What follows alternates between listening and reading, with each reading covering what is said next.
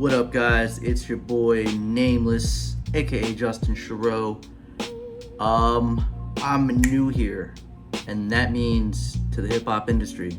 I always enjoyed those behind the scenes of rappers making albums and being in studio and like the creative process, and it didn't occur to me to record any of that as I was making the album.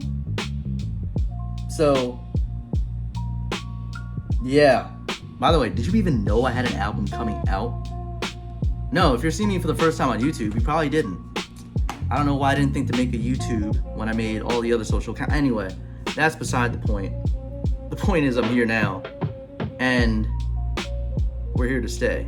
Of course, being a new rapper and all, not new to rapping per se, been writing for years, but I'm new to this music creation process. AKA, we got some janky ass shit going on. For starters, let's start with this the worst tripod in the world. I got it from Five Below. Shit's janky. I do not recommend. Like, it can't even sit. Look, I'm holding it right now. Nope. Yup. Yeah, that's all over the place, right?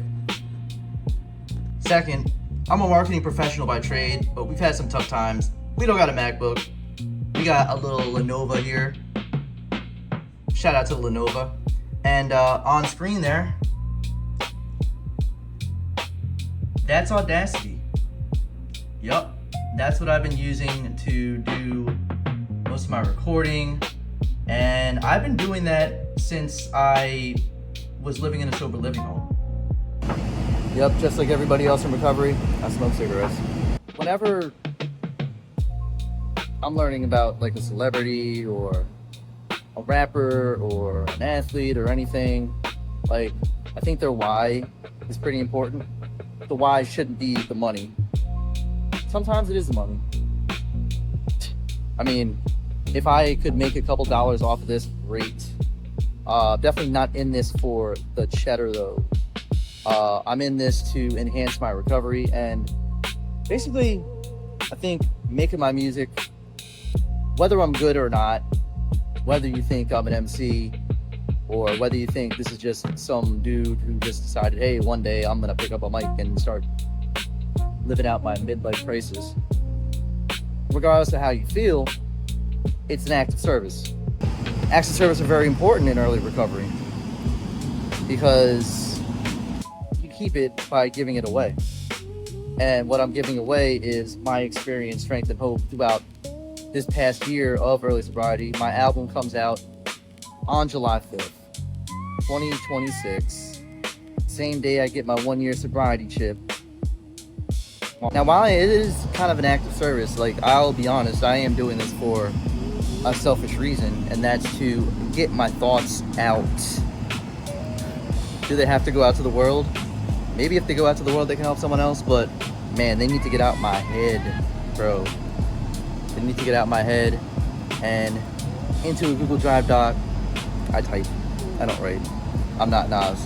I don't have a book of rhymes. I have a drive of rhymes. But it all started one night.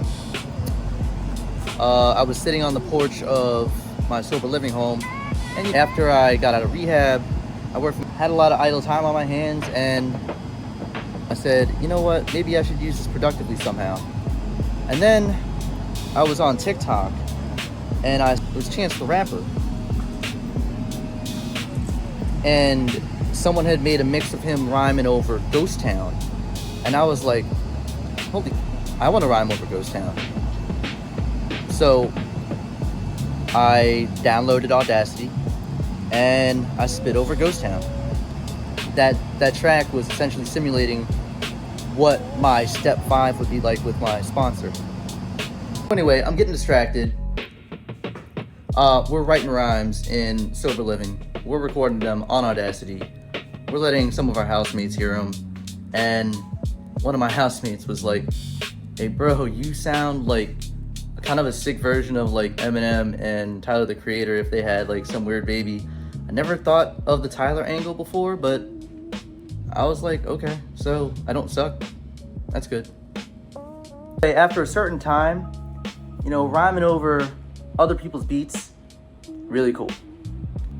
I never thought about making something that was completely my own until I saw how my cousin, G Fury, his info's right there,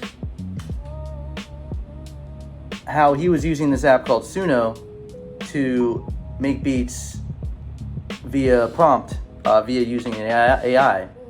And at first I was just like, AI's taking over everything. Now it's taking over beat making. Okay.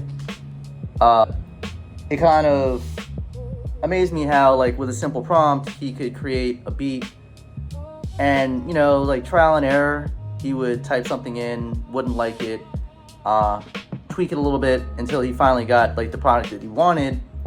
And I was just like, I know music theory to a little bit of a degree, so I think that helped me in creating some of my prompts. And, you know, I know what I like, and I know what I like to hear, and frankly, like, what I like to hear and what I like to spit over. Some would argue there's a difference there. I don't think there's a difference there. I rhyme over what I want to rhyme over, and I don't want to put myself in a box. But, okay, just throw some names out there. Kanye, Alchemist, Hit Boy. Actually, I was getting into a little bit of, like, JPEG Mafia stuff. You might hear some influence on one of the tracks. Guru, DJ Premier, obviously. Like, you can't say you like hip hop if you don't like DJ Premier beats. You'll hear some of those sounds on the album. Hopefully not those sounds, but inspiration from those sounds on the album. I will say that after recording most of my album, I'm in the process of mastering my albums now, and let me tell you, I firmly respect any musical engineer. Y'all put in some serious work. Actually, here's a good way to steer engagement while also stealing your ideas. Guys, what music software do you use? On a budget, and yeah, I'd just be curious to know. I'm actually recording a monumental moment. I just mastered my last song. Yeah. Wow. Holy shit. This is like a,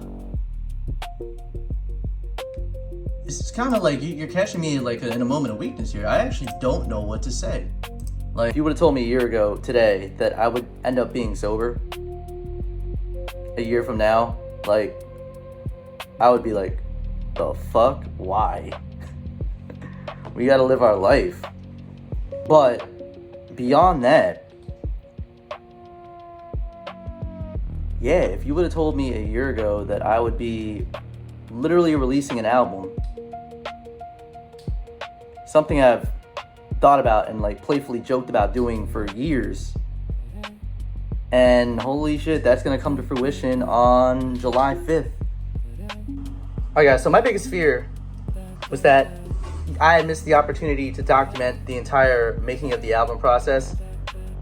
A little bit of a blessing in disguise / a little bit frustrated right now because one of my songs, Celibate AF, did not get cleared. Apparently it uses a sample from another artist's song. I had purchased the beat from an independent producer, and I don't know, it's just a snafu on someone's end. I'll have to get at that producer. I'm not gonna out him, but I have to get at that producer. Either way, you can see me doing the chorus for Celibate AF. I record sitting down. I mean, that's kind of weird in itself, but I think any other artist would tell you to stand up, but we'll see. Man, I promise I'm not like every other single rapper. I hate being a single rapper. I hate being a single rapper. Did I mention I hate being a single rapper? And a lot of this stuff is just like me experimenting. Because I have a positive mindset in my life, she can fill in the gaps when she decides to be my wife. Man, I promise I'm not like every other single rapper. I hate being a single rapper. I hate being a single rapper. Did I mention I hate being a single rapper? These dating apps are a trap. Very few say what they're thinking. All right, man. Like when I first started this a few weeks ago, I didn't know how to do any of this. I'd argue I still don't know how to do any of this, but I'm learning trial by fire, which is, the best way to learn. Talk about making a song the very last minute. Album's about to launch. You gotta redo a song. Wow. I guess being an artist isn't easy. I guess that's my takeaway. Anyway, hope you enjoyed learning more about your boy Nameless, and also seeing him almost freak out because the song didn't make the album. But speaking of the album, make sure you cop it July 5th, 2026. That's this Sunday. And yeah, it's going to be available everywhere you can stream music. So with that, peace and blessings.